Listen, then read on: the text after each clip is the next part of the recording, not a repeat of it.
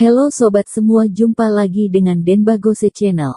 Bagaimana kabar sobat semua? Sebelum kita mulai cerita ini, ayo silakan subscribe, like, komen, share dan nyalakan loncengnya untuk mendapatkan notifikasi terbaru ketika Mimin upload videonya.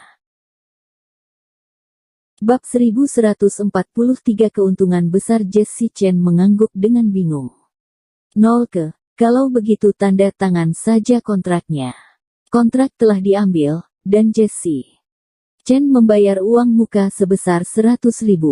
Dengan jelas disebutkan dalam kontrak bahwa villa keluarga dengan dekorasinya, 10 tahun gratis biaya properti, dan 10 tahun gratis biaya air. Hampir semua diskon yang bisa diberikan, dan uang muka 100.000 yuan sebenarnya adalah biaya simbolis saja. Jika rumah ini dijual, harganya bisa lebih dari 8 juta yuan. Ini adalah keuntungan besar. 8 juta yang diberikan secara sia-sia memang membuat Jessie Chen sedikit bingung. Setelah mendapatkan kunci, Jessie Chen tersadar, melihat ke arah Nadine Zhang, dan berkata, "Ada apa? Mau mengunjungi rumah baruku tidak?" Nadine Zhang menggertakkan gigi dengan ekspresi iri. "Oke, aku pergi melihatnya." Selika He membawa sekelompok orang ke dalam villa dan membawa mereka mengunjungi dari atas ke bawah, sedangkan mata Nadine Zhang memerah. Villa ini benar-benar indah dan mewah. Dekorasi ruangannya benar-benar sangat cantik. Seperti yang kita ketahui bersama, model rumah menarik pelanggan untuk membeli rumah, sehingga lebih menarik dan mewah. Setelah desain yang cermat oleh desainer, setiap detail bisa dikatakan sempurna. Bahkan Thomas Kin sangat puas ketika melihatnya. Memang benar merupakan karya Linke Real Estate, industri top.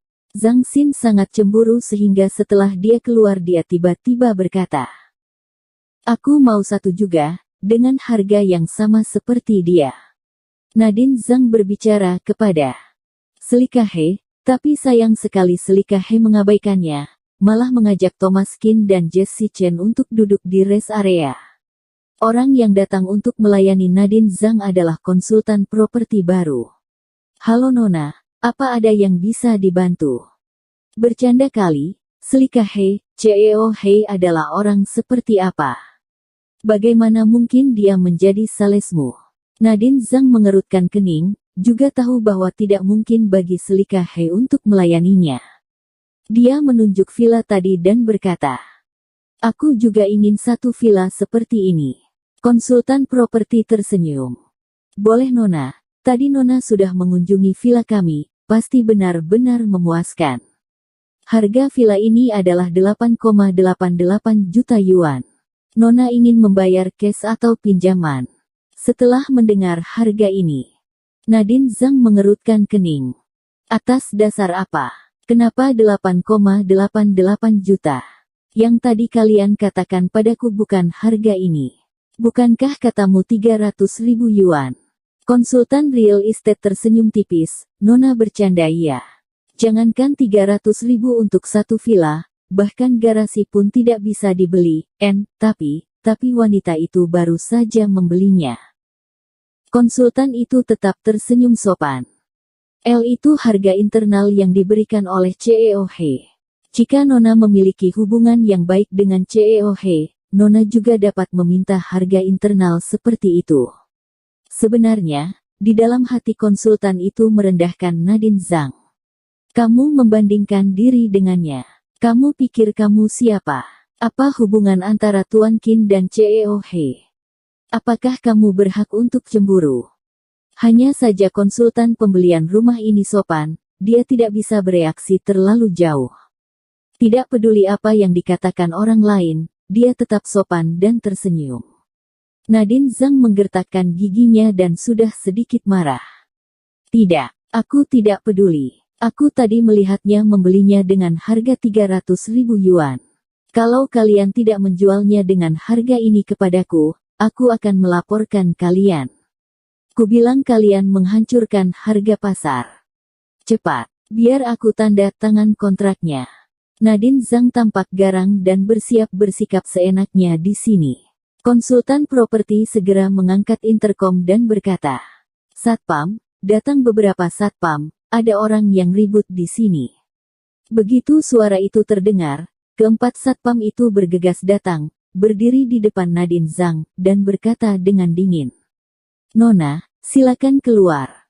Mereka memiliki profesionalisme, tetapi itu tidak berarti pelanggan dapat berbuat onar dengan tidak masuk akal. Mata Nadine Zhang terbelalak. Apa yang kalian lakukan? Apa yang akan kalian lakukan? Aku adalah pelanggan. Namun, suara Nadine Zhang sama sekali tidak berguna. Beberapa satpam langsung menahan Nadine Zhang dan mendorongnya keluar. Wajah pacar Nadine Zhang berubah. Apa yang kalian lakukan? Kalian lancang dan berani sekali memperlakukan pacarku seperti ini.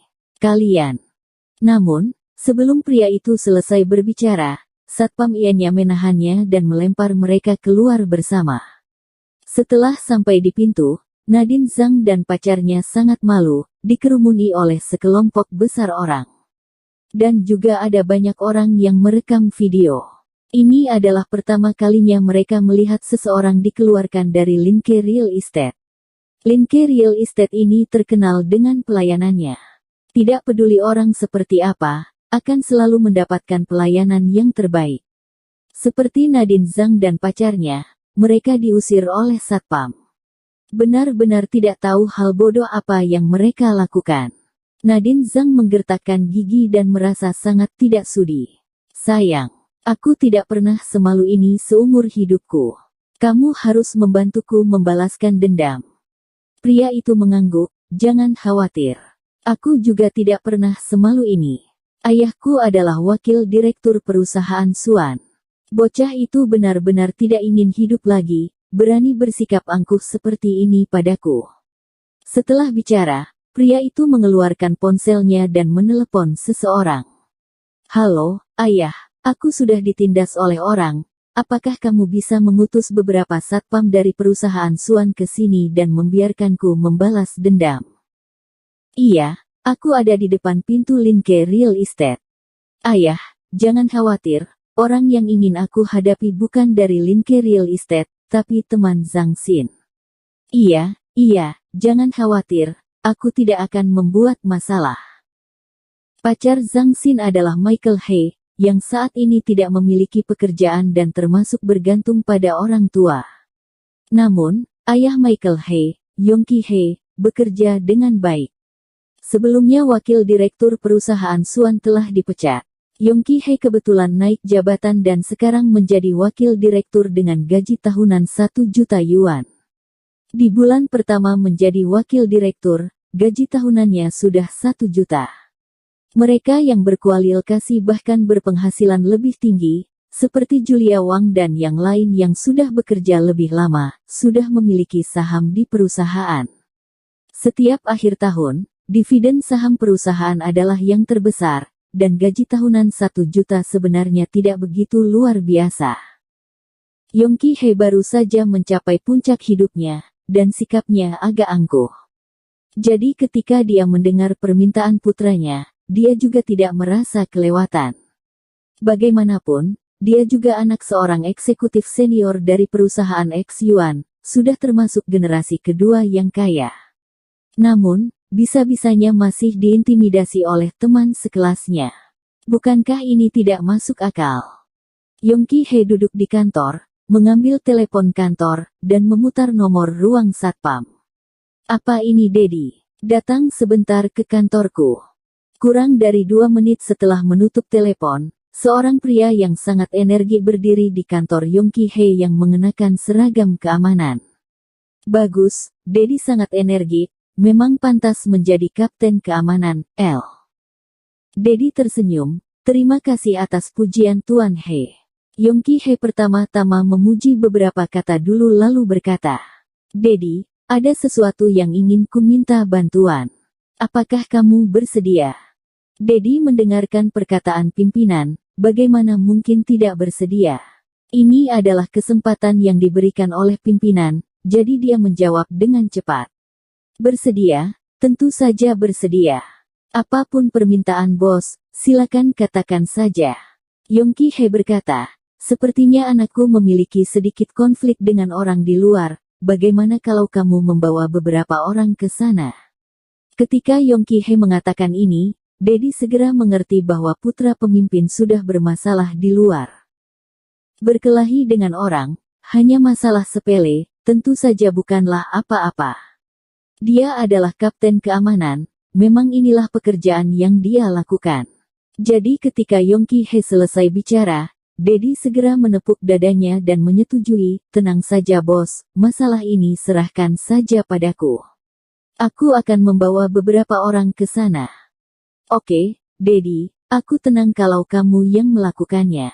Usahakan agar masalah ini sederhana, asal menyelesaikan saja. Di pintu masuk Linke Real Estate, jangan memakai seragam perusahaan dan bawa beberapa orang ke sana. Bersambung. Terima kasih kepada kalian yang telah menonton video ini. Jangan lupa tekan tombol subscribe-nya dan nyalakan notifikasinya untuk mendapatkan video-video seru lainnya dari channel Denbagose.